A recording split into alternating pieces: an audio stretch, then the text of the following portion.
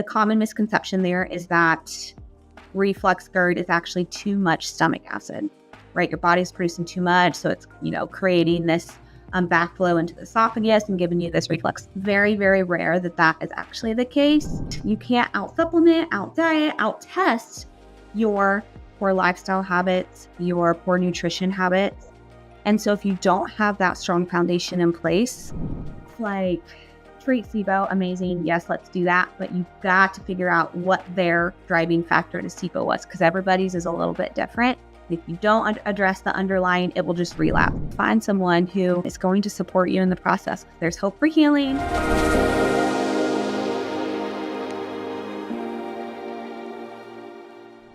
Hi, my name is Thrishi. Thank you so much for your precious time in watching this amazing conversation. I wanted to tell you real quick why I started this thing called the BioBelly Show. My best friend Ankit was diagnosed with ulcerative colitis around the peak of the pandemic.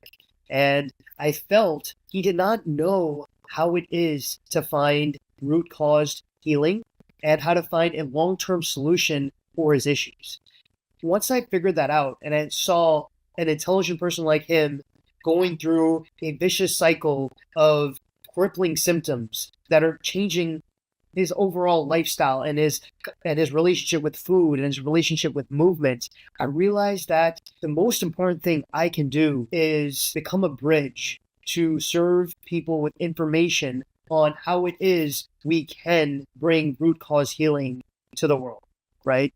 And look, with gut issues, it's so weird because the gut is the central part of our whole body, right? And so disease always starts with a small dysfunction with the gut, as far as I am learning, right? So my goal for this podcast is to speak with every single gut healer that I can, right? Whether that's a naturopath, whether that's a gastroenterologist, whether that's an IBS dietitian, whether that's a CBT expert, whether that's an EDMR specialist, whether that's a gut hypnotherapist.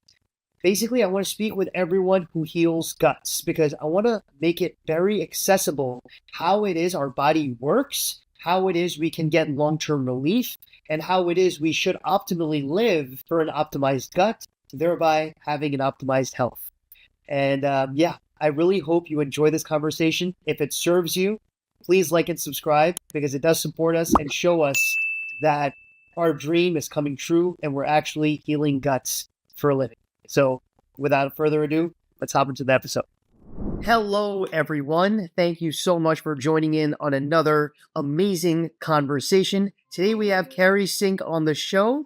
Carrie is a holistic gut health practitioner who helps people get relief from gut issues like bloating, constipation, diarrhea, reflux, and stomach pain. She uses a root cause approach with tools like the GI map and practical daily habits we can imbibe in our lifestyle. I'm super excited to learn how she keeps plans simple and doable and changes lives for the better. Carrie, welcome. Thank you so much for being here today. Thank you for having me. It's an honor. That's so sweet. Carrie, I want to learn a little bit about you, right? Learn about your story. What got you onto this beautiful path of healing guts for a living? Yes. So I, like a lot of health practitioners that get in this field, went through our own personal journey myself. And mine started at a really, really young age. When I was about 9 or 10, I was hospitalized for some pretty severe pneumonia, which at the time, we took care of, no problem. But what followed that was relapses and reoccurrence that occurred over the next couple years. And so to actually get rid of some of the viruses and the bacteria that was happening, I was given some really, really strong pharmaceuticals. At the time, necessary, absolutely. And that was good for me at that time. However, I spent the following, the rest of my teenage years dealing with a lot of gut issues, a lot of immune dysregulation, a lot of fatigue, and just overall not feeling good.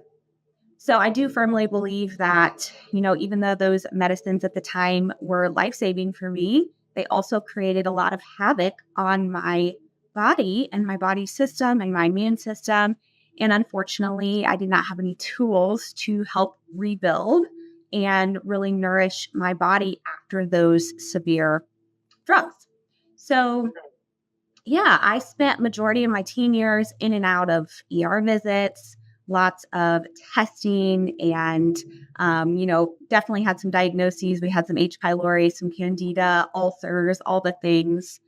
And it wasn't until I was my late teens, almost to hit my 20s, that I just kind of came to a point where I was like, this doesn't make sense to me.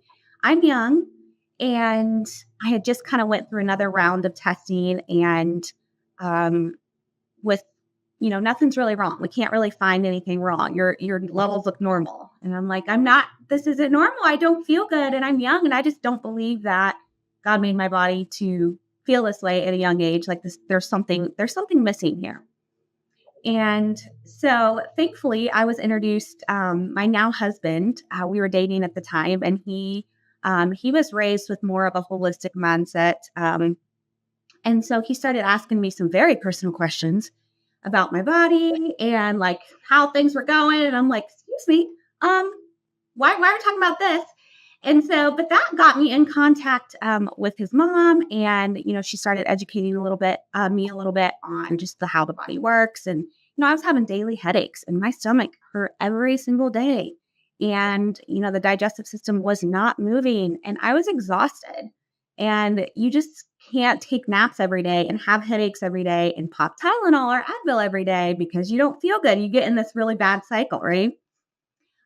So thankfully, I was introduced to a more holistic way of thinking, the way of looking at the body, and I started making some really simple nutrition shifts, and I started experiencing results very quickly. So, started with some nutrition shifts, actually started on some supplements that kind of helped get my digestive system moving a little bit better. And within a very short amount of time, my headaches started going away. I wasn't having them daily, maybe once a week, and then a couple times a month. And that was life changing for me. So as I continued to dive into that and start healing, I quickly realized that, just like you said with your friend, people are suffering with some of these everyday symptoms that don't have to be their normal. And I got super passionate just about the body and how it works. And obviously, when you find relief and healing, you want to share that with others, and you don't want others to suffer in the same way. So that's when I went back to school. I went back to started nutrition school, and voila, here we are a decade later. Wow, that is so cool. I mean, classic turning a struggle story into a passion to serve others. Super inspiring. I want to unpack some of the elements of your life right there. So, when early on you were under the you were advised to take medications like the pharmaceuticals, were these like antibiotics, or what was it that made them have that maybe possible negative effect on our gut microbiome? Yeah. So knowing what I know now, and 10 plus years in the field, 10 years in private practice. So yeah, in the beginning, lots of very strong antibiotics. Even some, I mean, such strong antibiotics that I blew all of my veins in my arms, and they had to install a PICC line to actually administer the drugs to me because my veins couldn't take it anymore. And I honestly believe that starting that just completely wiped everything in my gut microbiome. And so not having the tools to rebuild and replenish that led to a whole host of things happening. A downward spiral effect is what I call it, or a snowball effect in the body. And so, when you don't have enough of that good gut bacteria, pretty soon digestion isn't going to work, right? And then you're going to have leaky gut, and then you're going to have headaches, and then you're going to get ulcers because you have H. pylori because you didn't have stomach acid, and so it grew. You just kind of like have this spiral effect. So I really do think that the symptoms and the experiences that I had in my teens were because of having a completely wiped gut microbiome and not having the nourishment and the replenishment that was needed after that. Got it. Got it. So I think the key thing that people would benefit from is to understand the different types of root causes that can be causing these gut issues to manifest, right? So in our case, it might have been excessive antibiotic use, of course, for good reason, because it was needed Yep. at the time. But Yep. that might have been something that caused the issue of just a lack of diversity in the microbiome. Along with Absolutely. that, right, Carrie, what might be the few root causes that we should be mindful of when, or what are the root causes that you might be mindful of when a client goes to your door and says, Carrie, can you please help me with my gut? So I do a really thorough health history because what happens is I want to know because what happens in childhood does affect your symptoms later on. And so, in my personal story, I kept getting reoccurring H. pylori, Helicobacter pylori. I'm not sure if you're familiar with that. Um, and, at the time, the treatment was just to try and get rid of the H. pylori.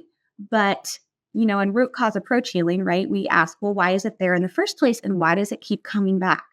So my body didn't have the tools and the support that it needed to prevent it from coming back. So it kept coming back, kept coming back. We kept treating it, but it didn't go away and it kept coming back because I had no good gut microbiome bacteria. I was under a lot of stress at that time too.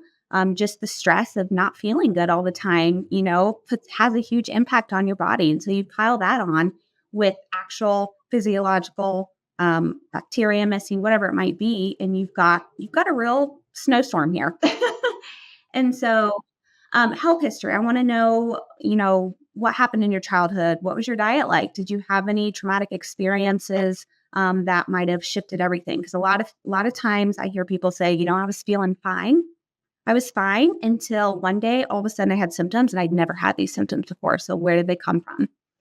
And I always like to ask the question, what was happening at your time at the time of your life when these symptoms came, or the previous year? What was going on? Because sometimes all it takes is a little drop of some sort of stress or external factors that will just make the pot overflow, and boom, you've got a list of symptoms that have been brewing for a while, right?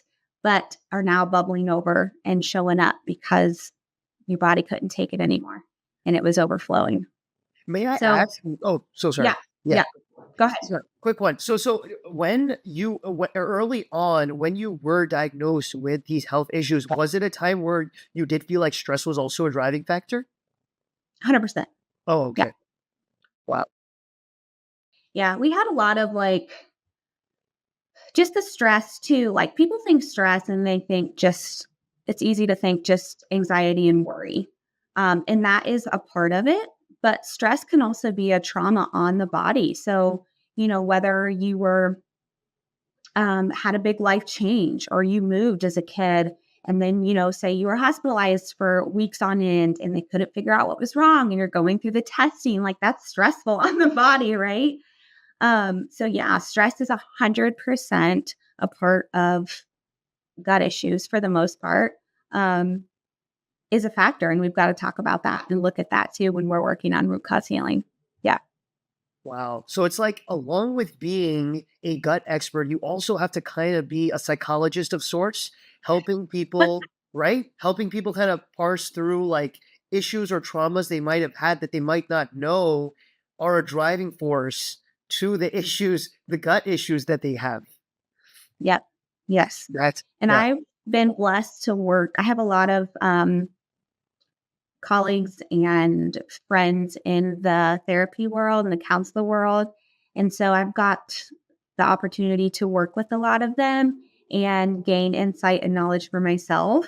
And then also have a really strong referral list for clients who I feel like is a little out of my scope of practice for some of the trauma, that I can partner with them and say, hey, in conjunction with what we're doing, we also need to address this.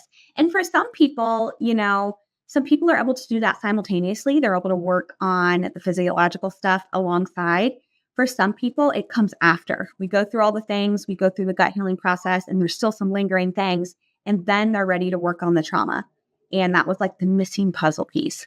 For some people, they can't even do the things required to work on healing the gut microbiome until they address the trauma. And so that's also a part of what I need to do as a practitioner is kind of help guide them, what do we need to do first in order to really optimize the healing process? Because everybody's different. And so you just never know where you need to go first. And I think that's an important conversation worth having. Absolutely. Absolutely. So on my list here, I got one, which is over excessive use of antibiotics. Then we have maybe the possibility of high stress or trauma, right? Yeah. What are the other maybe root causes that you have historically seen time and time again that might be a driving factor to the common gut issues, whether it's bloating, it's constipation, it's that increased influx of H. pylori, the low stomach acid? So I think the biggest thing, honestly, is the lack of a strong foundation and strong health foundations. Um, we're living in an age right now where there's a ton of information at our fingertips, which is so amazing. And it is so helpful for people to be able to have this at their fingertips where they can dive deep and, do a lot of optimization on their own and working on their own symptoms and things like that. The thing that I'm also seeing in my practice, honestly, this has spiked in the last 2 years, is there's too information overload and it's keeping people stuck because they don't know what to do with all this information. And if you have information without action, then you're not going to be able to move forward. So one of the things too is just the basic foundations of health. Some of us, we want the fancy diagnosis, the fancy lab testing. I run lab testing in my practice. It's been a game changer. It's amazing, but it's just a tool, and if you can't out supplement, out diet, out test your poor lifestyle habits, your poor nutrition habits. And so if you don't have that strong foundation in place, then all of your other stuff that you're trying to do to help you heal more than likely will just work for a little bit and then it'll stop working because you haven't created a really strong foundation. And it's one of my missions nowadays is just to kind of simplify that process because we've made it really complicated lately. And people are stuck because there's so much. And we get in this stuck phase where then we don't even do the basics. And, it's like the analogy of building a house on a sand, right? If you build on a sand without firm foundation, like it's going to crumble after a while. And so I honestly think just lack of really strong, solid foundations of health are another root cause for symptoms, especially like constipation and bloating and fatigue.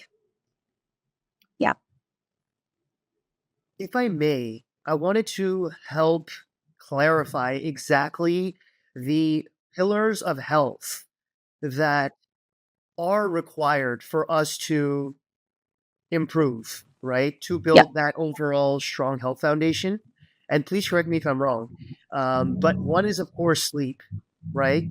Yep. Then we probably have healthy food, right? And then I assume movement is another one. Yep. Yep. Along with those, what would you say are the key health pillars that you are looking to not perfect, but help optimize for Good. people before getting into the nitty gritty gut issues and adding the GI map test and etc.? Yep. Yep. So those three are excellent and part of the five that I personally look at when I'm working with people. Um, Proper hydration is another one. So drinking enough water, but not just drinking water, making sure it's quality water, making sure it's mineralized water. So it's actually hydrating you on a cellular level. Hydration is another one. And also mindset, nervous system regulation is another big one that we're looking at. And to me, that's also a spiritual component as well. If we are missing something in our soul, if we are not experiencing peace, if we are not at peace with who we are and our identity, um, that has a huge role in our day-to-day life and how we show up and how we're able to show up. So I would add those two things or three things as well. And then within that, even just like the basics of digestion, it's really incredible to me how people are not educated on the basic principles of digestion. And, that kind of falls under the nutrition piece, but how you eat matters just as much as what you eat. And so it's really my goal when I am working with clients to empower them and educate them and provide tools so that when our time is up, they have a toolbox that they can pull and reach back into if needed when later on down the road they have a stressful season of life and some of these symptoms come back up. They're able to reach into that toolbox and be like, ooh, guess what? I'm eating on the run. I'm not eating regular meals. I'm snacking all day long. Like, of course, I'm having bloating and a little bit of reflux and some sluggish motility because of these things. And so we can kind of reevaluate and shift some things around. And a lot of times it's really amazing to me how many people just need some basic foundational shifts and they see symptoms go away. It's amazing. Really, it's amazing. That's unbelievable. That's awesome. And like having those specific tools, immediately I think of one, which is just mindful breathing. There's one interesting one I'd love to get your insights on. Apparently, it's because of the I don't 100% understand how it works, but it's like when you smell the food and when What? you see the food, your brain signals to the stomach to start producing the acid, and it's preparing yourself for that digestion. So it's like when you're going run like on the go, as you said, having snacking, you might not be priming yourself for an optimal state of rest and digest. Whereas that's what you probably need to have that mindful breathing. Is that I would love your take on that. Yeah. So whenever, and I see this sometimes too on the GI map, I can pull kind of pieces where I'm like, ooh, we're not digesting things well. And so that's one conversation that we always have. What is your mealtime etiquette is what I call it. Mealtime etiquette. Okay. What are we doing at our mealtime? Are we sitting down? Are we taking a few moments? Maybe do a deep breath, maybe prayer of gratitude for the food that we're about to partake.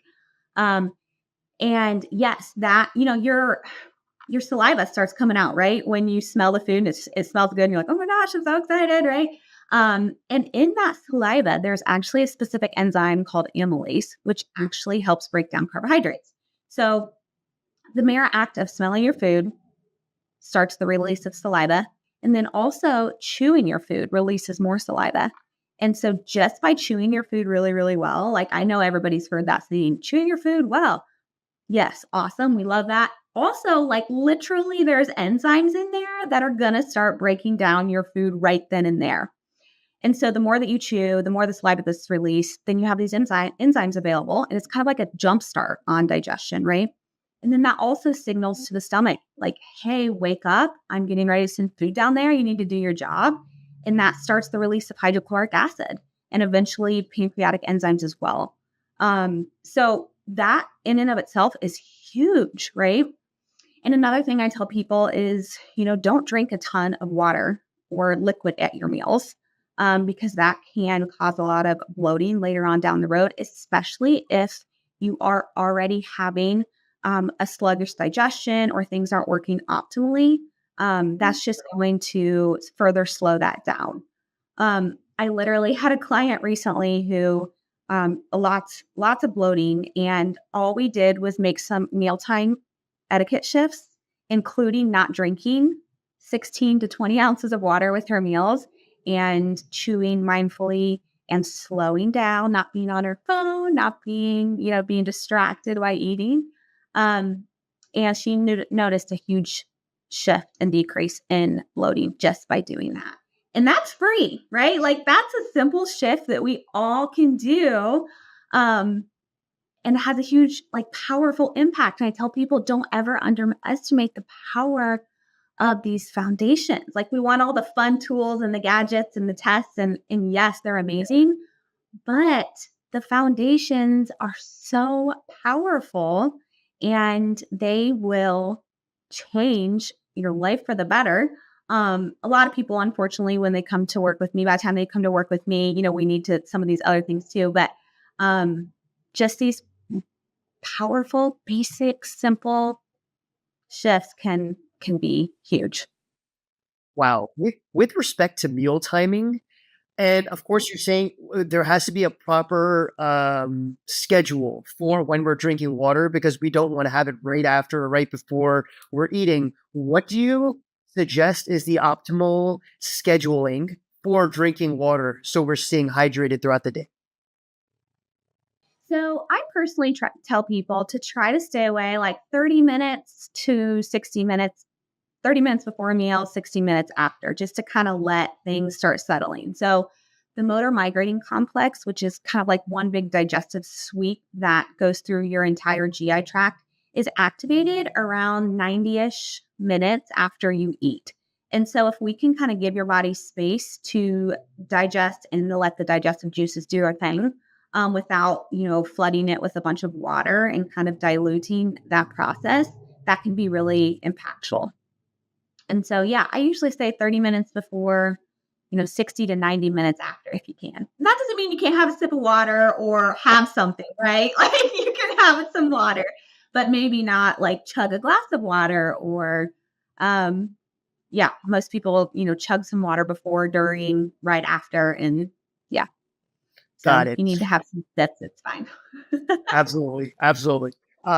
One thing is, and this might sound like a silly question, but what is the difference between simply just drinking normal water and getting hydrated? Because apparently there is a difference in terms of like there could and this is as I am learning that just drinking water itself doesn't get you hydrated. Apparently there is like a crystalline structure that the water makes. Not to get into the nitty gritty of it, but I'm trying to understand because earlier you were mentioning that your water should be mineralized and it is hydrating you.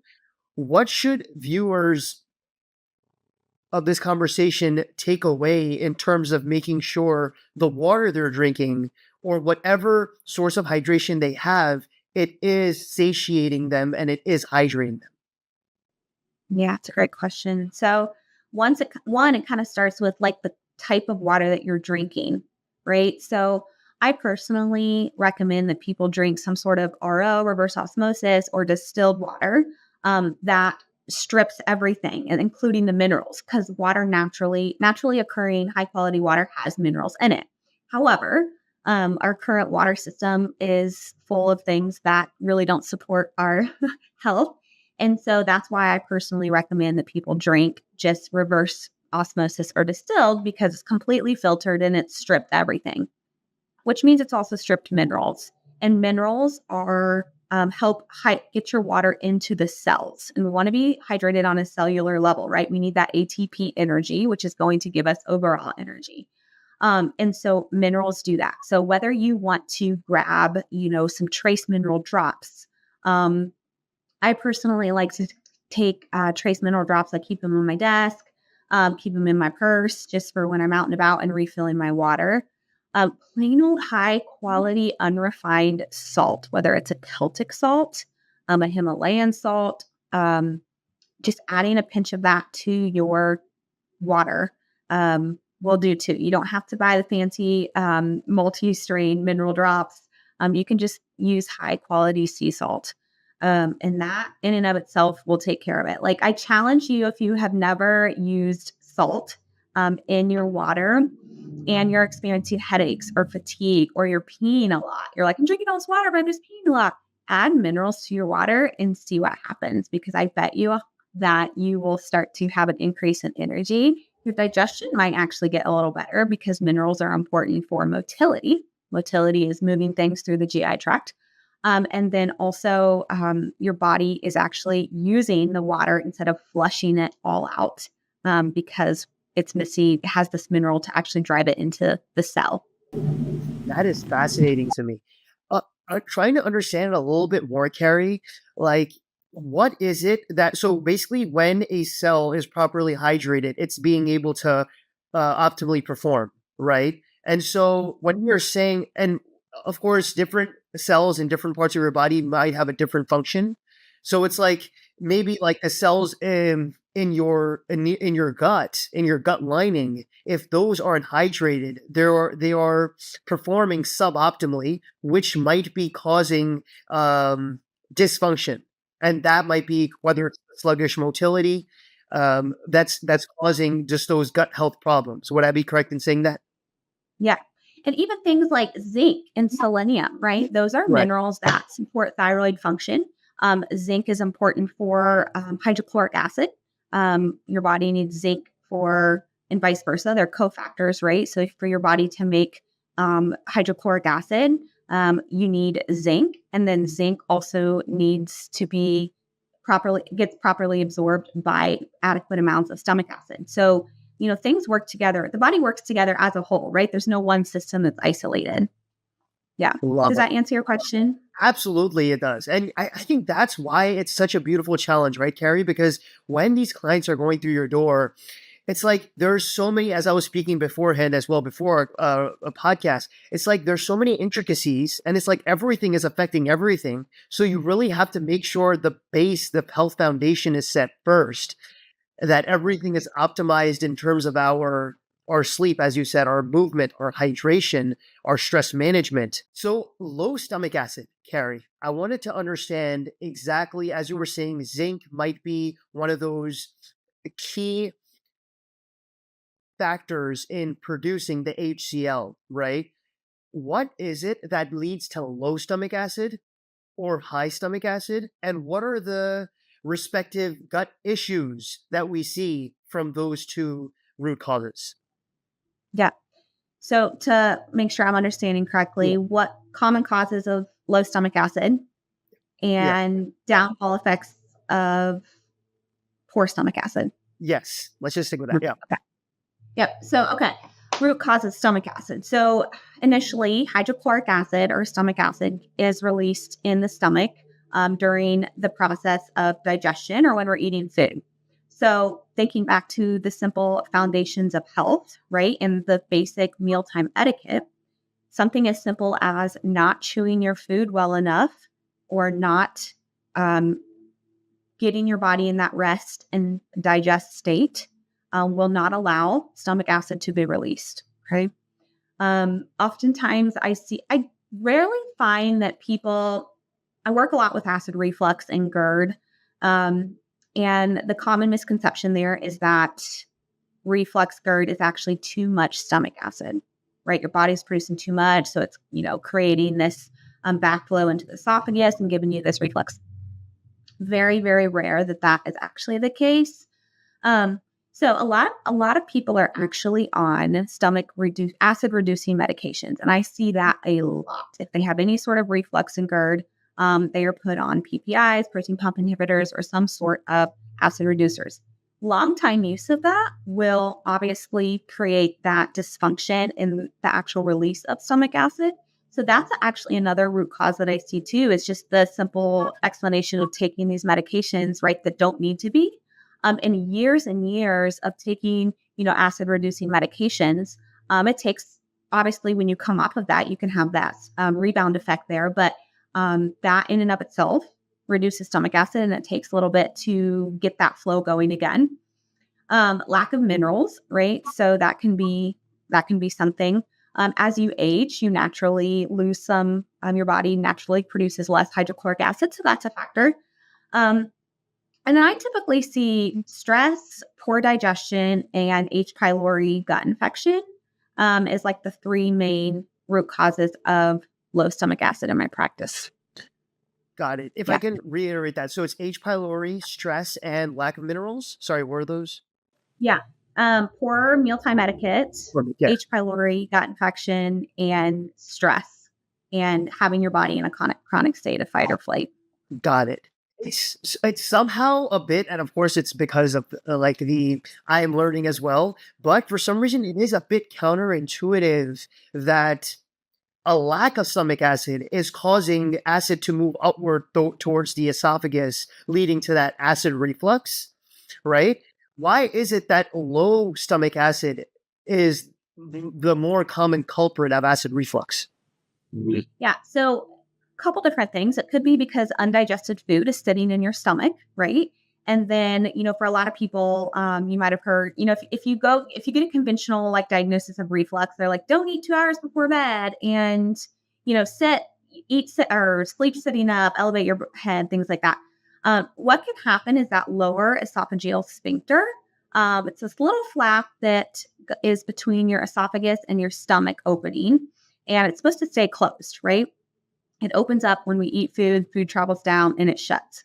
What happens is that little sphincter can become weak due to, poor digestive, mealtime etiquette, um, gastritis or inflammation, poor, foods like inflammatory foods like high in omegas or seed oils, things like that can cause that inflammation in that esophagus and the stomach.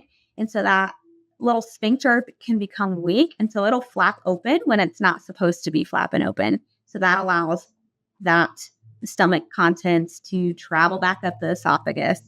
And even things like, so if that sphincter is already weak or you've already got that inflammation or those gastritis symptoms happening in the stomach, simple things like carbonation or, eating too close to bedtime will further exacerbate that. So it's more of like what caused it there in the first place, right? So I would say inflammation, poor digestive habits, anything that's going to damage, right? Inflammation is damaging, right? So anytime you're having a chronic state of exposure to inflammation in the GI tract, over time, that's what causes these symptoms to kind of blow up. Does that answer your question? Absolutely. Absolutely, it does. I'm trying to think why it is medical providers do suggest PPIs then, because PPIs is just reducing the acid. So even if it's low, the fact that the stomach is unable to now produce any stomach acid, apparently they resort to that solution versus trying to provide medication or provide help to solve the problem of closing that flap. Correct? Why? Yeah. Why is that? Why? Yeah. Well, you have to think about like, you know, if you're not thinking in a root cause approach, you're not asking why. I'm always asking why. Well, why is it doing that? Why is this not working right? Why? And that's not necessarily the model of conventional medicine, right? We have a problem. We're going to try to band-aid it and fix it right away. I was on PPIs for years and, and even common like antibiotic or conventional treatment of H. pylori is PPIs and antibiotics. But the problem is that, even PPIs if you completely reduce stomach acid over a period of time, you're going to have bone issues. You're going to have digestion issues because you don't have any minerals. Your body can't absorb your minerals. So long-term chronic PPI use is terrible for you. And a lot of them actually even say on the, if you read the little pamphlet that comes with it, which who does that, not recommended longer than 14 days, 7 to 14 days. And that's not happening. Like people are on them for years. And then later on, they're suffering with osteoporosis, is a really common one I see because they haven't had the minerals. And I think it's just an easy way to Band-Aid, because it does reduce, the acid, but it's not correcting the root or what's going on underneath. So eventually that's going to cause problems later on down. Might be a temporary solution, but it's not going to help you later on down the road. Absolutely. Yeah. Just curious, Terry, then what would be like the best solution? Like what is the best course of action if someone if someone has the traditional acid reflux, that flap keeps opening and they're looking to keep that stomach acid down? Yep. So one thing I would do is I would investigate why the reflux is there in the first place. Is it a diet thing? Are you eating a diet high in inflammatory foods? Do you have a gut infection like H. pylori? H. pylori releases an enzyme called urease that actually depletes stomach acid even further. So a lot of people, I actually see probably about 80%, 75, 80% of my clientele who have reflux have H. pylori. and we find a positive H. pylori result on their GI map, that's a really, really, really big one. And another cause that I see too is certain food sensitivity. So I'll have people with a really high gluten intolerance that will have acid reflux. Um, so make sure that you're asking why, right? What is causing? Is there any gut infections that need addressed? Um, by that time, you also have a lot of inflammation. So it's really important to make sure that you're soothing that GI tract, calming down the inflammation, and then working on strengthening that LES. And interesting studies show that a little bit of melatonin, 3 milligrams or so, can actually help strengthen that little sphincter in there. So sometimes we'll use that in conjunction with doing the necessary nutrition and lifestyle shifts to calm the body down while it's healing. So a lot of times we want to remove some of the offending factors. So anything that's going to aggravate it more. So like, food wise, we might reduce really acidic foods. We might reduce tomatoes, or we might reduce, some citrus or carbonation while we're working on the underlying cause. Not forever, while we're working on the underlying cause, so we can ease some of the burden on the body, give it space and capacity to heal, and then we can come back in and hopefully reintroduce those foods.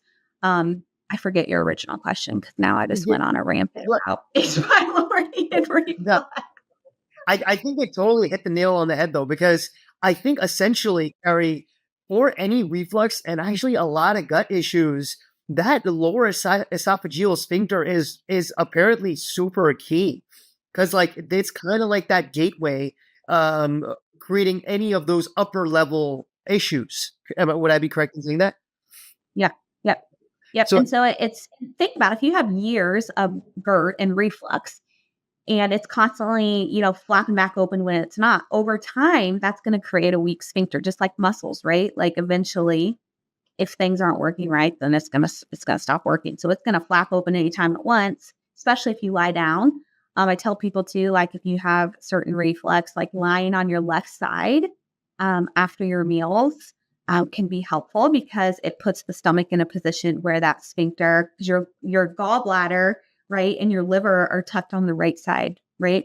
And so that can, laying on your left side after meals or even at bedtime while you're while you're healing with reflux, can be really helpful because it just kind of lessens the load on the sphincter itself. So there's little tips and tricks that we like to utilize while we're addressing the root cause and then healing, because there's always healing that has to happen after we get rid of what's offending the body. Then there's healing that has to happen. So we can get it strong and make it resilient, right? To be able to face whatever it comes up next. absolutely. And when it Yeah. comes to things like the common issues, like people have um, IBS, right? IBS, it's totally like a different ballgame, but it's so common. Like even on TikTok, you have like these huge movements of like hashtag IBS girlies. Like so many people have these issues with their stomach, but it's and then when I took a second look at it, of course, I am learning as well. Amongst medical professionals, it is recognized more as a mind gut issue.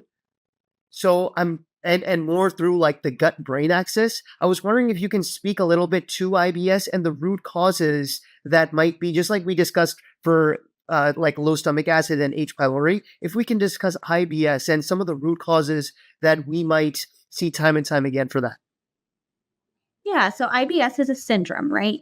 To be diagnosed with IBS, you have to hit certain criteria. And I also see it kind of blanketly diagnosed as well for people. People just kind of put it on. Oh, you've got some issues. Great. It's IBS. You have IBS. Um, Almost 100% of the time, there's an underlying gut imbalance. So whether that's dysbiosis, meaning, some people are, IBS-C, IBS-D, right? So let's kind of break down to both of those and see. There's a bacteria you can actually test for this, but you can get irritable bowel syndrome after a foodborne illness. So if you're exposed to E. coli or something like that, that can actually, and there's a test called IBS Smart Test that actually can identify whether that is your potential root cause. So there is that. I want to make sure and speak to that as well. However, for the majority of people, it is a combination of poor foundational habits. So, a poor diet, lack of proper mealtime etiquette. And then over time, those things add up to gut infections. And so that's why I run anybody that's been diagnosed with IBS. We always run a GI map just to make sure that we are looking at some of these deeper causes. Because a lot of people, by the time they've had IBS symptoms, whether that's constipation or diarrhea for many, many years, there's always some sort of imbalance. Maybe it's just a lack of beneficial flora. So maybe they had some antibiotic use, they were sick, they had antibiotics, they took several rounds of that, and then they never repopulated their gut or worked on supporting that gut lining. So now they have a lack of beneficial flora. And when we have a low beneficial flora in the microbiome, that's going to lead to constipation for a lot of people because those microbes are really important for motility, which is pushing food, pushing things through the GI tract. Another thing is we can get low energy. So IBS, is the stomach symptoms, but we also have the fatigue. And some of those beneficial microbes, they are producers of B vitamins, which helps with our energy levels. Our body doesn't make vitamins with the exception of vitamins B and K. And so there's certain bacterial strains in the microbiome that actually are producers of B vitamins and K vitamins. And so low beneficial flora is a huge, huge contributor to IBS-C or constipation. IBS-D, on the other hand, is I see a lot of foodborne illness with that, right? Because we get that E. coli, and then that can cause that sped up motility, right? And also poor immunoglobulins in the gut lining as well. So those immunoglobulins are going to be important for fighting inflammation and supporting that, which will support immune health.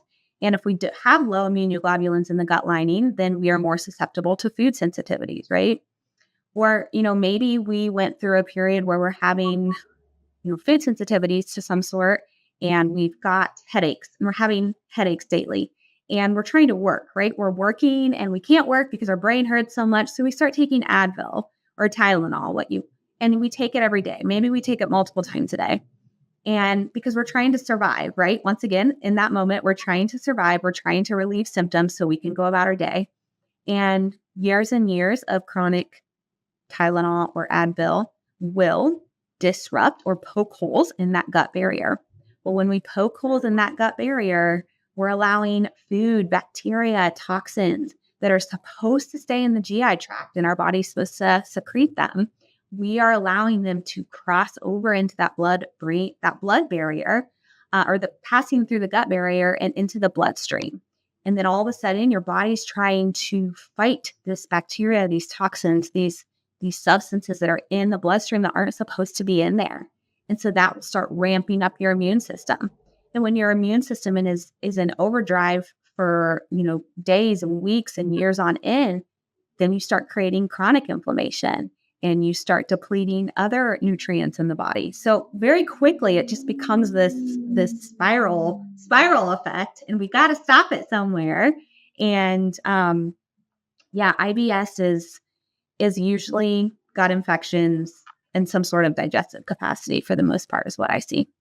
Wow. Yep. That's so clarifying for me.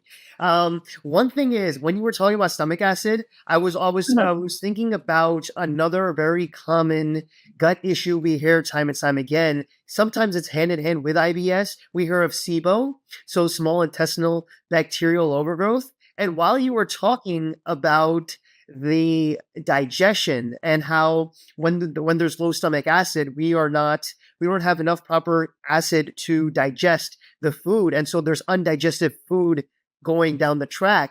It made me think that maybe it's because there's these undigested food particles that are attracting these bacteria. Maybe so these bacteria that are usually in the colon, they're going they're going upstream. Of course, due to low gut motility as well, they can go upstream, and now they're feeding at some food particles that they should not have been able to reach out to. And then there's SIBO. Would I be correct in thinking that? Yeah, that is definitely part of the process. Right. SIBO is interesting because I would not say that SIBO is a root cause. Okay. I think it's a side effect or a symptom of something else that happened, Okay. because you are correct in the fact that certain bacteria feed on undigested food. So there's a strain that I see a lot that comes up that the GI map does test for, and it's called Pseudomonas. And it is a really, really inflammatory microbe that loves to feed on undigested food, specifically undigested protein. So if you think about what is needed to break down protein, stomach acid. That's like the big that is needed to break down protein, correct? So if you are having low stomach acid, you have, or let's just say you have H. pylori, or we could even back up and say, okay, we were stressed one time and we were stressed for a really long season of life. And so we started to not produce enough stomach acid because we weren't eating well. We were eating on the run. We were always in the state of fight or flight. So our body couldn't produce stomach acid because it's trying to, mitigate some of these other stress responses. And then H. pylori, we came in contact with H. pylori. So then H. pylori took up shop because there wasn't enough stomach acid to neutralize it in the stomach. So then we have undigested protein moving through the GI tract. And so Pseudomonas comes and hangs out, starts feeding on it. So then Pseudomonas starts overgrowing. Then we have got more stress. And so motility is impaired. And so the gut-brain signaling or connection, they're not speaking well to each other. And so food isn't getting pushed through that ileocecal valve into the colon. So it just hangs out in the small intestine instead of moving on through. Boom, we have SIBO. Then we're not digesting our fats very well, and we're probably low in fat-soluble vitamins. We're probably low in B vitamins as well because we're not absorbing our food because it's just hanging out in the small intestine. So SIBO is one of those things where it's like, treat SIBO, amazing. Yes, let's do that. But you've got to figure out what their driving factor to SIBO was, because everybody's is a little bit different. If you don't address the underlying, it will just relapse. I don't know if you've heard this, but SIBO is very, very common for relapsing. And so it's very common to, if you choose to do the antibiotic route for SIBO, people feel amazing pretty much right away. But then it comes back, and it's because we didn't address the gut-brain axis. We didn't address motility. We didn't address stomach acid. And those things have to be in place and optimal for SIBO to not relapse. Got it. Got it. When we were mentioning Pseudomonas, was that the correct name? Yeah. I'm already a naturopath. Pseudomonas. Yeah. So for a pathogenic bacteria like that, I have heard that some people say that having unprocessed food instead of healthy food, it's feeding these pathogenic bacteria. Whereas these good bacteria, they primarily feed on healthier foods. Could you fact check me on that? That's a great question. I don't know if I can fact check you on that. I'm not sure if that's because I do know there's another. Yeah, sorry.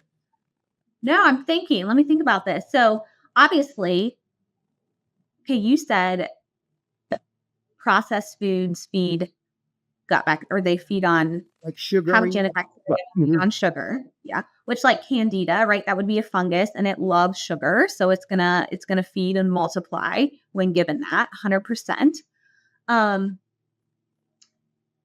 And obviously with processed food, you have no nutritional value, right? And so you have that factor too. And so when you don't have nutritional value and you have inflammatory oils in there that are actually damaging, poking little holes in the gut lining, yes, I mean, that would allow some bacteria to overgrow.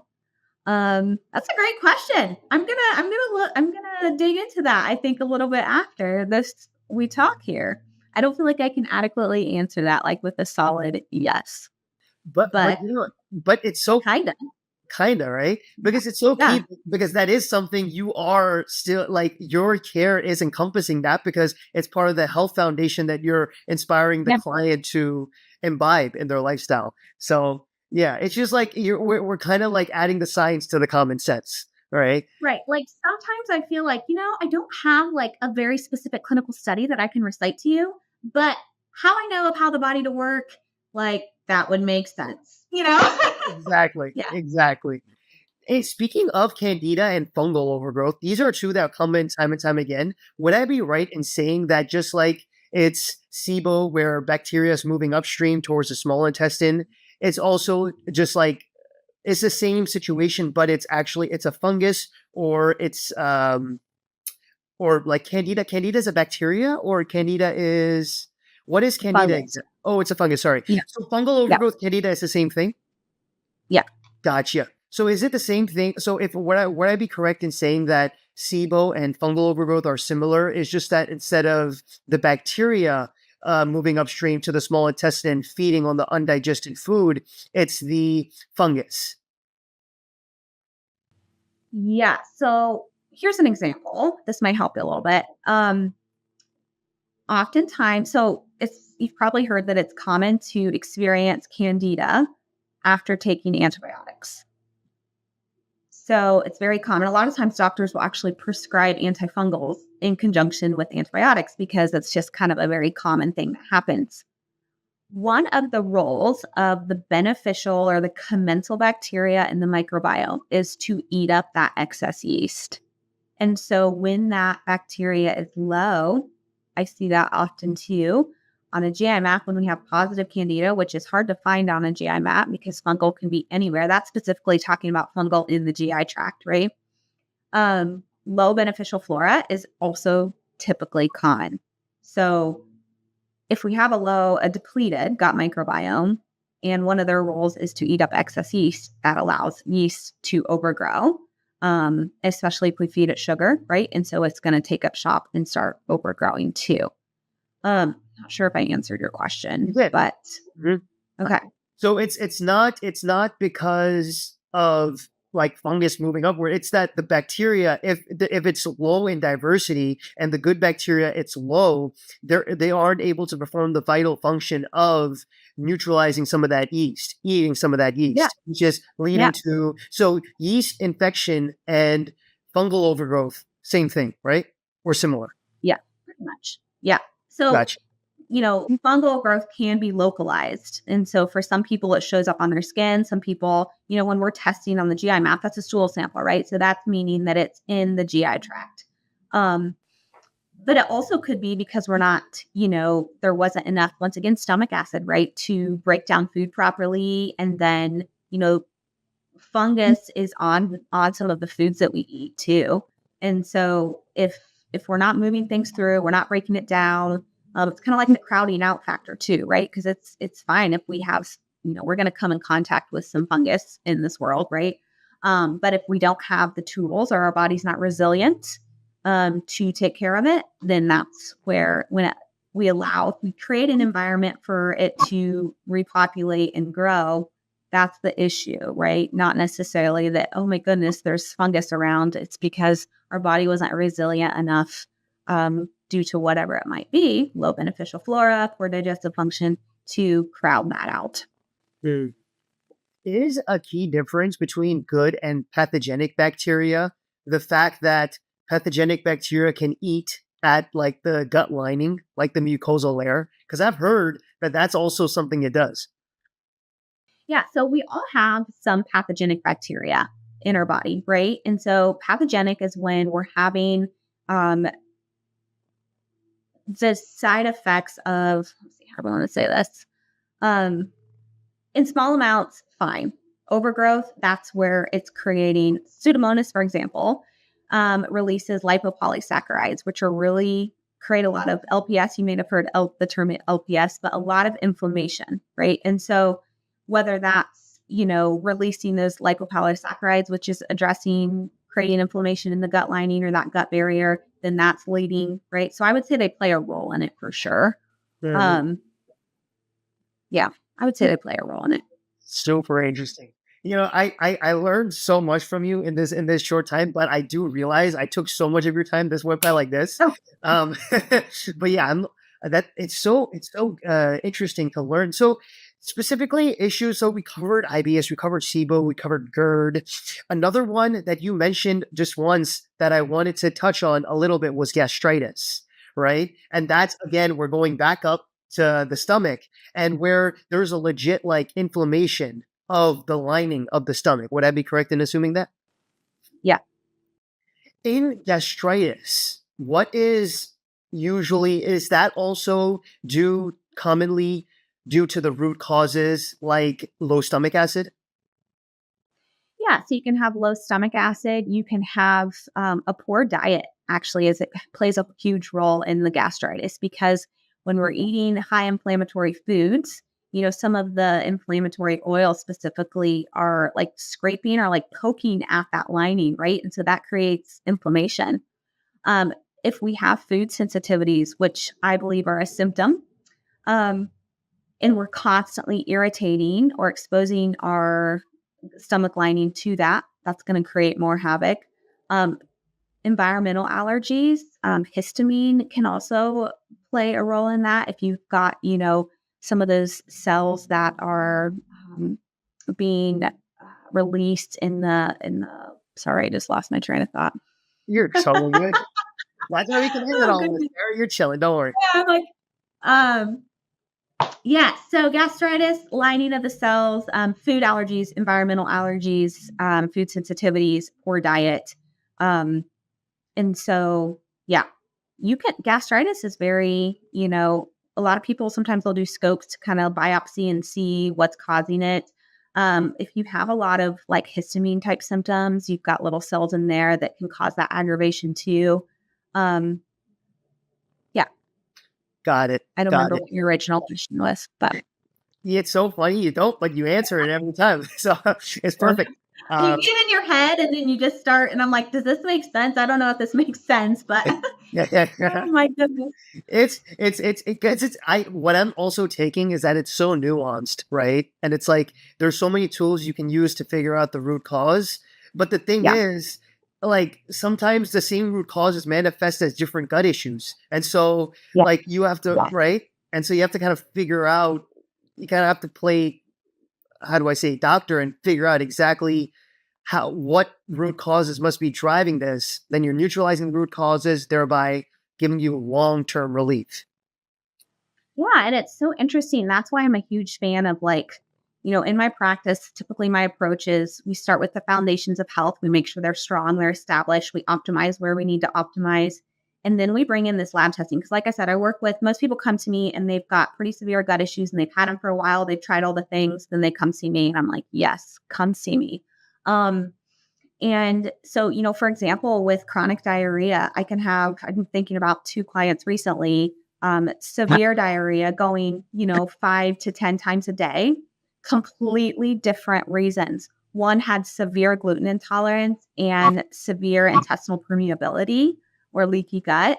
The other one had IBD. We discovered inflammatory bowel disease. We had some colitis. And so two totally different, right? And that's where I love testing. Once we've got like the foundations in place, then digging deeper with testing, because that really can help us uncover specific, like good next steps. Whenever I think about testing, I always, I'm asking, will this change our course and provide actionable intel for us to move forward? Because it's really easy to start like, I hear this complaint a lot, especially with functional medicine, that, we're just doing all these tests, but nothing's changing. We're not getting anywhere. And, I've made it my mission to really specialize in the GI map and blood labs. Like those are two that non-negotiables I run all the time. We can do additional testing if needed, but those are kind of my starter. And I have found that most people just need those two and that's it. And depending on what your health goals are, if you're looking for longevity, some of these other tests can be amazing. But like for finding relief from chronic digestive symptoms, those two are my main top two that I run. And there's always something on there. And it's not, I want to speak to like lab testing. It's not just about looking at the test and being like, oh, you've got some H. pylori, or oh, this is red, or this is high, or this is low. Let's like give you this. You've got low flora. Let's just give you a probiotic. No, we want to ask why. And so I think that's something that's really important too, is when you're looking for a provider, make sure that they are, have that understanding of how the body works and not just running a test because you want it and giving you, this supplement to replace it, because the test is a tool, right? And you want to understand it in conjunction with how the body works, because that's what's going to help investigate root causes and ideally find long-term relief. So, yeah. Absolutely. I think that's so key between like the difference between decent and like extraordinary healers like you. It's really just that ability to interpret the data, right, into actionable insights and being able to provide the why. Why is it Yeah. that we're taking these steps given that this is what's happened? Specifically the GMAT, thank you for touching on that. It's a bit Yeah. new to me. What Okay. is it? Yeah. like I've heard Yeah. of it a lot. I know it's a stool test, but Yeah. but for the GI map, what is it specifically for gluten and celiac disease? Because I know that's also another issue. What is it that you see in the test that tells you that is definitely an intolerance for gluten? Yeah. So the GI map does not test Oh, it's a for blood test, sorry. celiac, right? Mhm. And so, but what it does is there is a marker called anti-gliadin, and that is a protein found in gluten. And so, oftentimes when I see that elevated, that will tell me that the body, and then there's a secretory IgA, which is immunoglobulins, specifically in the gut lining. And so, when both of those are activated or high, that tells me that the body is producing antibodies or immune antibodies to this gluten.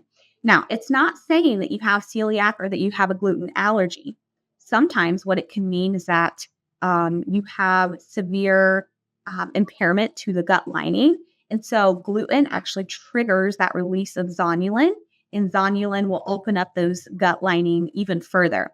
So sometimes it's a thing of the gliadin markers high because there's so much other stuff going on. And when we calm down inflammation, when we remove the offending factors, when we seal up the gut lining, you might actually be able to have gluten. And I see it all the time come back down into normal range. People can have gluten and they're not reactive or responsive to it. So GI map, I use that as a marker for sure. But then there's also things like, candida. If they've got a positive candida overgrowth on the GI map, I'm going to encourage them to remove gluten for a time being, because of what, the sugar in the gluten can help feed that candida. So if we can remove that and kind of reduce some of the burden on the body while we're healing, that's going to speed up healing, or just give your body more capacity to deal with what it's trying to deal with. Um, and so those are some markers that I look at. And then also the zonulin marker is another one. So anytime I have anybody with elevated zonulin, I always encourage them to reduce gluten while they're going through the gut healing phase. So we're not constantly triggering that release of zonulin. And once again, if we remove the burden on the body while it's healing, that gives it more capacity to do so. And I think about it like, if we can just give our body some support for 3 to 6 months, or, everybody's journey is a little bit different depending on how you respond and your other factors, your history, all that stuff. But you can think about it as supporting your body and lessening the burden that we can while it's healing. That's going to give it space and capacity to be able to move through the healing process. People get really scared about, removing foods. And I try to do a very balanced approach to nutrition. Don't typically do strict elimination diets, anything like that. Rarely do food allergy or sensitivity testing, because it's usually a symptom. But it can be scary to think about making some of those nutrition shifts, And so one of a mindset reframe or a mindset shift is we can think about lessening, like removing some of the burden for a time and giving our body the space and capacity that it needs. That's nourishing, and that's beautiful, and that's honoring the process, And so that I find that shift and reframe can be really powerful when thinking about removing things like that. Wow, that's so powerful. What is the course of action we take to bulletproof that gut lining? So instead of having those small holes like there's a leaky gut, how is it that we are reversing that? Yeah. So one of the things that I do is I make sure that we remove anything that's offending it, because it's really, really hard to try to repair it when we're constantly like I think about it like sweeping a dirt kitchen floor, right? We're sweeping it. But if we're constantly like throwing stuff, wiping stuff on the counter, onto the floor, it's really hard to get it clean because we're constantly putting it in there, right? So removing offending factors. For some people, that might be gut infections, which is why we're looking at the GI map. It might be, removing the H. pylori. It might be removing some of those damaging microbes, those pathogenic bacteria that are causing damage. For some people, it might mean supporting or removing some foods that are offending. So I see highly processed foods. They're very damaging to the gut lining. They've got like this little hook on the end when they break down. It just kind of like hooks on on the stomach lining. So that's not very scientific at all. But in simple terms, like it's easy for the layman to understand. So it's yeah, there's little nicks in there, and so removing anything that's offending, and then also stress is a piece of that. Because if we're constantly in a state of fight or flight, your body will redirect blood flow from the gut lining. And we need blood flow. We need circulation to nourish those cells, right? And so it will redirect blood flow and take it somewhere else in the body. That's oftentimes if someone has severe leaky gut, high intensity exercise or workouts can actually be harming the body even more because it's drawing blood flow away and the body needs that blood flow to heal and replenish and nourish, right? So looking at those factors, looking at the nutrition, removing anything that's offending. So that could be nutrition, that could be some of the lifestyle factors, that could be the stress piece, that could be, environmental toxins, whatever it might be.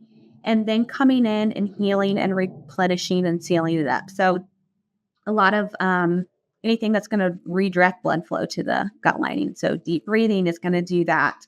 Obviously, I personally usually have to bring in herbs, botanicals, things like that, because it's hard to do it with food alone. So I'll bring in some, depending on the person, but I might bring in some zinc. I might bring in some glutamine, maybe some immunoglobulins, if that's a part of their story. My IBD clients do really well on immunoglobulins. It might be some aloe and some DGL. That's also good for gastritis. Herbs are really great multitaskers. So I try to kind of coordinate, and I do a lot of blends too, so they can kind of multitask, right? And then foods are going to be, I use a lot of bone broth. We use collagen, we use berries, we use coconut oil, obviously unprocessed foods, and using whole foods will always win. But specifically, we'll do a lot of bone broth. We'll do foods rich in glycine, like turkey, anything that's those amino acids that are going to support that lining. So we, do a combo food and supplements most likely. And my thing with supplements is I always try to have a start and end date. So I'm a big believer in not being on 1,000 supplements. That's another common complaint I hear in the functional medicine space. It's like, oh my goodness, I'm taking 20 supplements and are they working? No, they're not. A lot of people come to me and they're on a long list of supplements. And so one of the things we usually do right off the bat is just reduce that regimen as much as we can, because the body has to be able to process it. And a lot of times we do that in the gut and the liver. And if the gut and the liver isn't healthy, then you taking 25 supplements isn't probably working anyway, which is why you're not feeling better. So reducing that supplement load, and then therapeutic dosing. So I'm really big on therapeutic dosing, therapeutic timing. When we work together, you have a start and an end date to your supplements, and we talk about that. You're not left in the know, like, I don't know when I'm taking it, or, left taking it for months and months on end. There are exceptions to this rule, but for the most part, a start and an end date, I think is really important too when it comes to supplementation. Does that also include for some probiotics? Because I have heard that some probiotics, they are recommended for like long-term, like daily use. Is that something you support, or that's not something that's a good idea? What do you think? I'm actually kind of not in the norm on this. I rarely use probiotics. I know that sounds really crazy in the gut health world. There are time and a place to recommend probiotics, and I probably more often than not do not use multi-stream probiotics in my practice. Yeah, I know it's kind of crazy. People are going to come at me, but I find that when you really optimize digestion and include variety in your diet, the gut microbiome loves variety. most people don't need a probiotic. And in fact, not always, but I oftentimes have people come to me, they're taking probiotics because probiotics supposed to fix your gut health. And that's something that we look at on the GI map too, because you can actually have an overabundance of the good commensal bacteria, which is going to be your probiotics. So I actually have had cases where I'm like, you need to stop your probiotic immediately, and had cases where they felt better within 2 days after stopping their probiotics. Oh my So God. yeah, I feel like probiotics are very individualized, and certain probiotics strains are better for things than others. And so, yeah, I'm just honestly not a huge fan of just blindly supplementing probiotics, and that's something that you need to do forever. Yeah.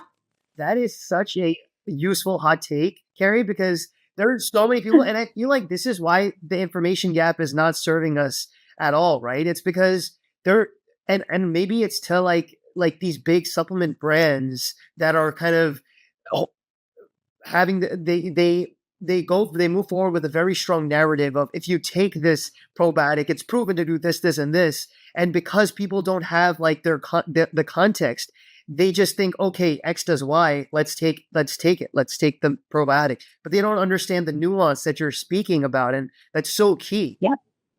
Yep. Yeah, because take SIBO, for example. You got small intestinal bacterial overgrowth. If you introduce a multi-strain live probiotic, that's going to make you feel terrible because you are already dealing with an overabundance of bacteria. And if you introduce a ton more, it's not going to make you feel better. It's going to make you feel worse. Or if you're not digesting and breaking down food, which is maybe leading to the bacterial overgrowth, add a probiotic. Like, ew, no, you're not going to feel good. Or you add like pre and probiotics are another thing that's big, right? But once again, like if you aren't able to digest your prebiotic fibers, it's not going to work for you. And then these bacteria are once again going to make you feel worse because you've got a bunch of prebiotic fibers in your microbiome. And it's like, help, I can't digest this. I can't deal with this. And then you have severe bloating and constipation and maybe even some like reflux or immune activation. So yeah, I'm very individualized when it comes to probiotics, and I understand that that's kind of a not always a common or a normal thing in the gut health world, but I stand by it.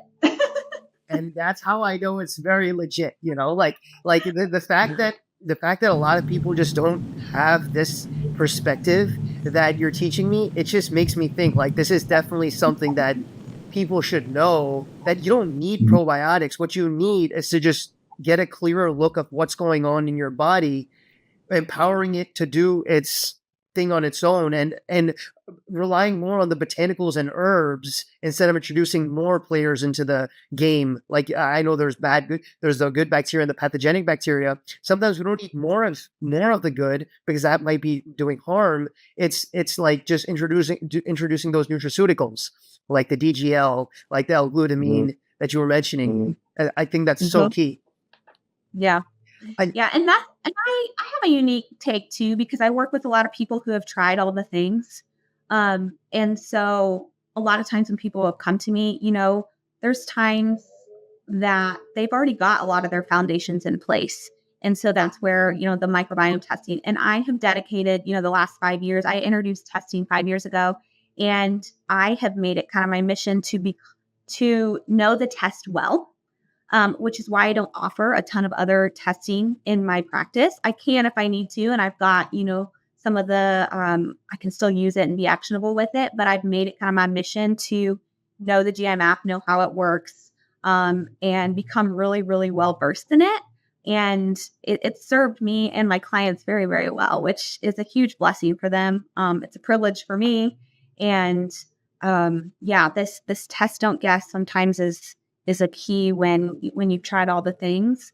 And that's what I recommend to anybody. Like there's so much good information out there. And if you can kind of start establishing some of these foundations, but when it comes to supplementation, like be mindful of where you're getting your advice, and all the different things that you're trying supplement wise, because a lot of times you're just wasting your money and you're getting it from someone who maybe doesn't understand how the body works. And so I just think it's important. I would encourage people to be wise and use discernment when it comes to introducing supplements into their diet and into their routine, because it may or may not help. And people get frustrated then because they're like, I have tried all the things. And I'm like, but you didn't either try them in the right order or you didn't do what your specific body needed. And that was the missing factor. Wow. Absolutely. Just to wrap it up, I know I'm going so long, but I'm learning so much. Carrie, you're the best. Last thing, and this is a little bit about what you were talking about in one of your posts. It was about this domino effect where, as we discussed, like that lack of ability to absorb nutrients, it can cause issues in the body.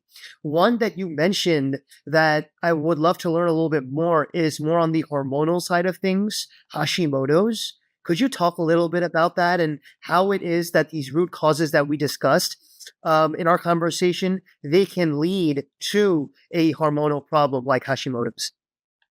Yeah, I actually see a lot of Hashis in my practice. Hashi. So think about it. Yeah, think about it from the digestive absorption standpoint. We'll start there. So key nutrients like zinc, like selenium, right, are required for thyroid function, for the thyroid to make its hormone. And so if we have this SIBO or we have this malabsorption through the gut lining because it's too permeable, we're going to miss out on those key nutrients. And over time, that will impact the thyroid because it doesn't have what it needs to do its job, right? Also, there's a very, very, very high rate correlation between thyroid imbalances. That has a huge impact on motility too. So constipation, one of the things we look at is also thyroid, right? Because that impacts motility. But specifically with Hashimoto's, most conventional doctors are not actually doing a full thyroid panel when they're testing. So by the time they're running a TSH, maybe a free T4, by the time TSH is elevated, there's been stuff brewing for a long, long time. So it's really important to ask your doctor or self-order, a full thyroid panel so we can look at those antibodies and see what's going on there.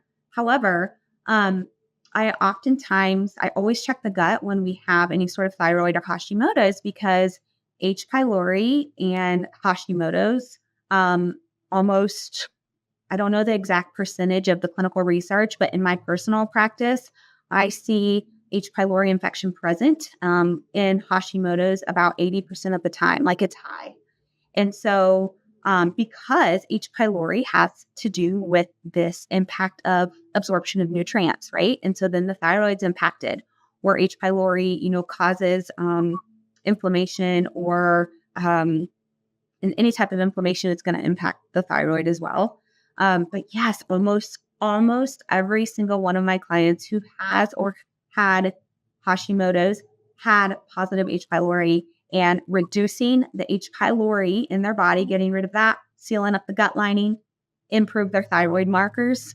And it's amazing because oftentimes too, you have to think about, you have the leaky gut factor.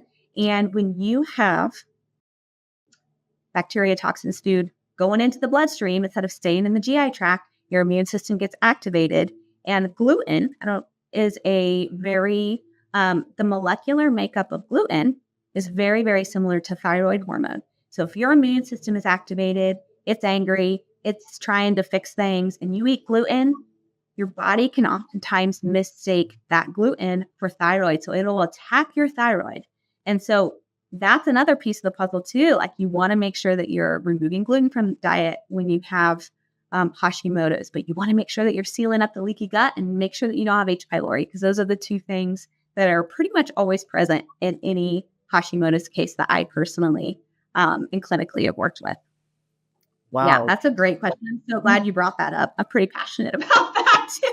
Hashimoto's, that's super key. I know one thing, like I forgot the name of it, but I know a lot of the women in my family, they do have like a thyroid support, a levothyroxine. Have you ever levothyroxine? Yeah. Like that's so that is because the body itself is not producing something that thyroid needs, correct? Yeah, and so also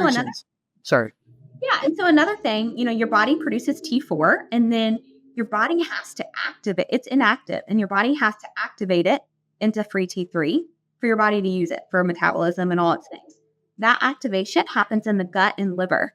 And so if you have high levels of inflammation, if your liver is sluggish, your bile is sluggish, and you're not, moving things through, then that in and of itself is an issue. So when you're looking at thyroid, one of the things that's why I like running a full panel, because sometimes it's like TSH is fine. We roll out antibodies are fine, but there's a conversion issue from T4 to T3. And that happens in the gut. That conversion happens in the gut. So you have to address whatever is going on in the gut. And so if you've got the H. pylori or you have the poor digestion, that creates the inflammation. Maybe that's why, or your liver's overworked, it's burdened down. So maybe that's why the T4 isn't converting into T3, right?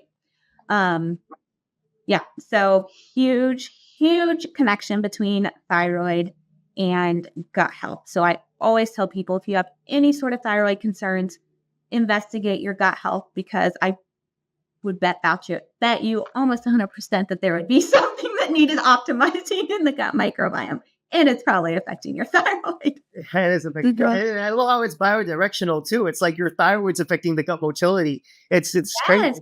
So that's key. It's so cool. The body is so cool. It's designed to work well. And that's, we give it the tools, we give it the support, we build resilience. It can do its thing, and it can do it well. Yeah. Love it. That's so powerful. Yeah. I wanted to ask a little bit about the liver, because you mentioned it, the sluggish liver. That, of course, probably could be a cause of a lot of gut issues as well. Could you walk us through? I know that, and please correct me if I'm wrong, when the nutrients are absorbed from like the small intestine that you were mentioning, like the villi, and it goes into the bloodstream through, like, I guess, capillaries, it goes to the liver. Would that be correct? Or the kidney, or to be filtered? Would that be correct? Filtered. Yeah. Filtered. But also the liver makes bile. Which, emulsifies fat, correct? Yeah. Okay. Yes. And so I'll see that a lot too. In the GMAP map actually looks at, there's two markers that I'm looking at for liver function. One is steatocrit, which is fat in the stool. How much of your fat is in the stool? Because we don't want to be pooping out our fat, right? We want to be absorbing it. Right. And so that is a liver function, a liver marker. And then also there's an enzyme called beta-glucuronidase, which gets produced when the liver when there's too much pathogenic bacteria, and there's different phases of liver detoxification. And so when there's pathogenic bacteria blocking that or slowing that down, beta-glucuronidase gets released, and it pretty much recycles or undoes what the liver just did to detoxify and filter. Yeah. So the GMAP looks for that too. And so that's something that is really important to make sure that the liver is flowing well. And the liver loves, there's a lot of nutrition and lifestyle things that we can do for the liver. And so, we got to love our liver for sure. Awesome. I think the beta-glucuronidase, I think I just have to look at the transcript for that one, but it's so key. So basically the GI map, it's like you have such an expert, you have such high expertise on understanding the GI map. And it's like looking at certain levels of certain things, they give you the cues as to what could be going wrong. Yeah, because, there's a lot of great stool tests out there. There's a lot to choose from. Some I, feel like are better than others. But when I chose the GI map, I chose it for a couple different reasons. And one of them was, the DNA. It's a DNA test. So it's looking at the DNA sequencing of all of these organisms. DNA sheds easier in the stool, so it's easier to pick up.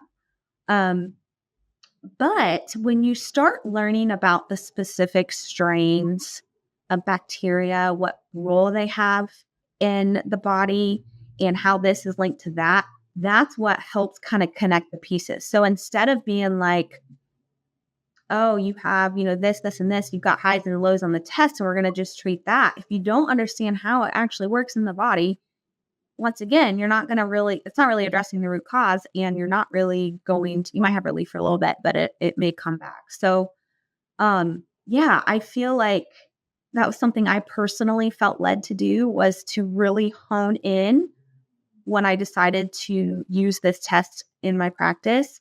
I personally decided to hone in and learn everything that I could, and how it connects, because I didn't want to be just so dependent on this test. I want to know, I don't want to just look at it and say, oh, you've got this to do this. Like, I want to understand how it works. And I think that has worked really well for me, um, because it helps me understand things that in the body, I may not always be able to articulate it, but it, and not everything needs to be, clients sometimes don't care about all the nitty gritties of it, but it's why we have a lot of success, is because we're understanding some of these things and we're not looking at it as like a band-aid solution or kind of like pinpointing these things. We're looking at as a whole. And when you understand that and you have that, the understanding, it works well. So my brain, you don't even want to be in my brain when I'm looking at a GI map. But there's certain bacteria that,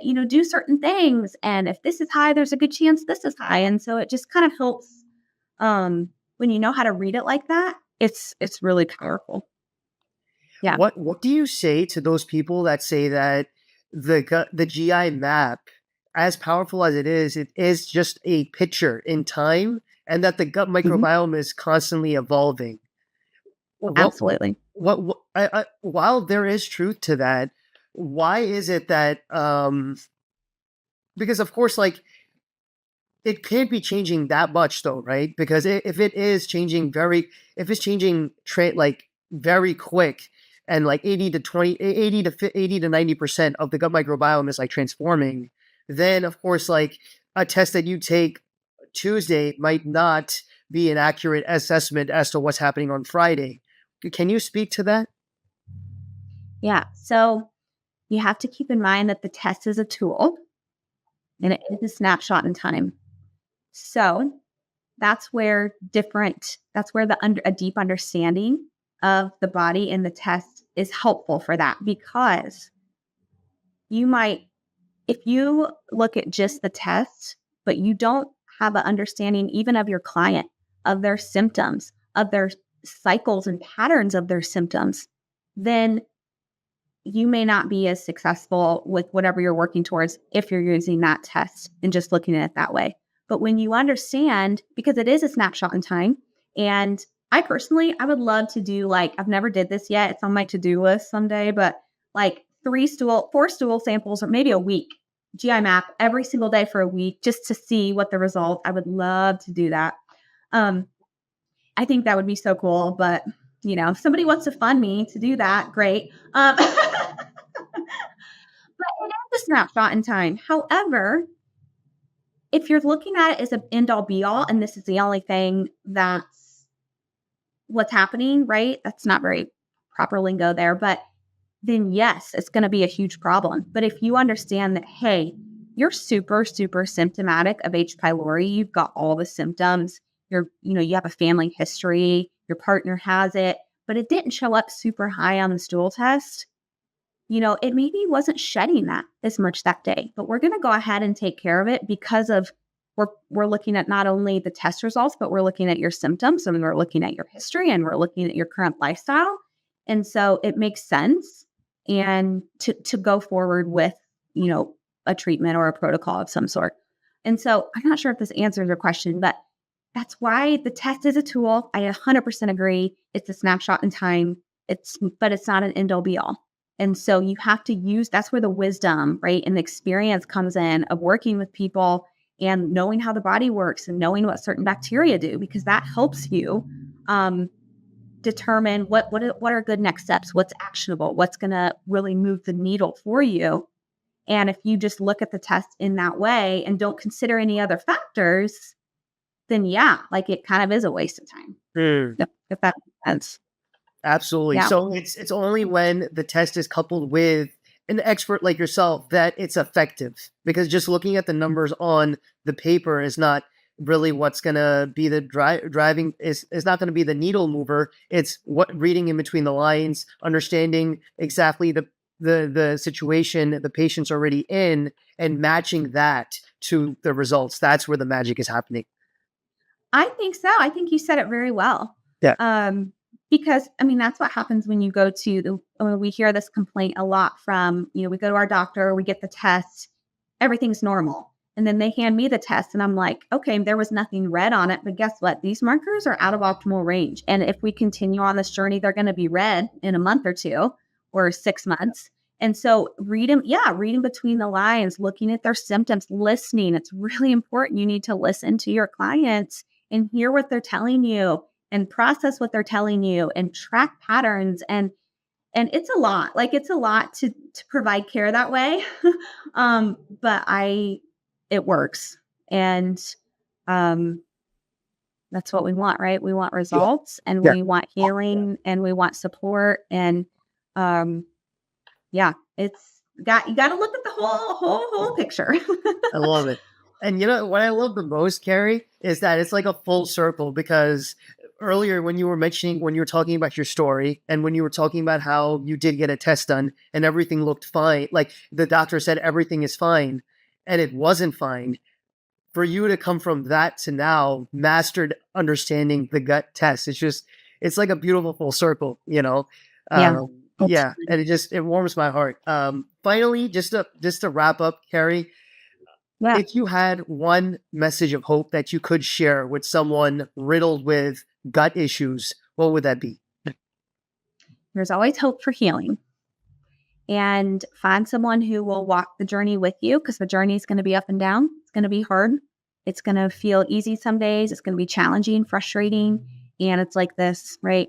And so find someone who's willing to walk that journey with you and provide the support. And also, it's your road and no one can walk it for you, but they can walk it with you. And so, taking radical responsibility is a part of it. There are also people out there that truly want to help you, to support you in your journey. And so listen to your gut, listen to your intuition, use your wisdom, use your discernment when you're scoping out people to work with. Like, have conversations, ask questions. And if someone resonates with you, there's so many amazing practitioners out there. And so find someone who is going to support you in the process, because there's hope for healing. And we love healing. We can show up better in our lives when we feel good. When we feel like crap, it's hard to show up. And for me personally, that was why I got into what I was doing, because I wanted to show up powerfully for people in my life. And it's easier to do that when you're feeling good. Love it. Love it. Thank you. So I was almost going to applause. That is awesome. Carrie, where can people find you and learn more about you? Sure. So you can find me on my website, carriesink.com. That's the best way to get in contact with me. And you can also find me online. I'm definitely not an influencer. So I show up on there for my clients. But if you're wanting to get in contact with me, the best way is definitely through my website. And I do have a pretty full virtual practice. So I love working with people and supporting them on their healing journeys. And so come say hi. Come say hi online, Instagram. You can find me on Facebook. And then, I'd love to help in any way that I can. I always tell people too, like, if we meet and it's not a good fit, I've got a great referral list. And so I will always give you my referral list and hope that someone on there will jive with you. So that's I wanted to put awesome. that out there too. Guys, I'm gonna put in all Carrie's information in the description of our video. Thank you so much, Carrie, for your precious time. Thank you so much for teaching us the ins and outs of gut issues, and hope to talk to you very soon in the near future. Thank you. It's been an honor to teach with your audience, and thank you for allowing me to share and be a part of it. Thank you. Thank you so much.